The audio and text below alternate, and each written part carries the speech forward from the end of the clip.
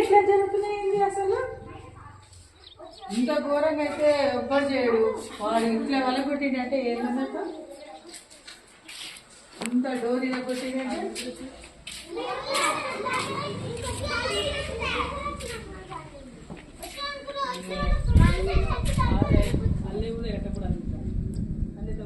ఏం లేకపోతే అట్లా చేస్తే బాగుంటా సార్.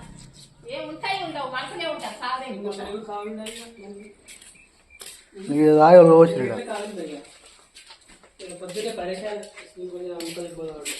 అంత డోర్ పెట్టినా కూడా అది పైన బోల్ట్ పెట్టినా కూడా అది కూడా ఇరుగుతుంది. అన్ననే కొత్తది పెట్టించిన బోల్ట్, ఆ పాతది ఖరాబ్ అయిందని పాతది అంత ముందు ఇరగొట్టిరండి. అది బండితోనే కుదిరు.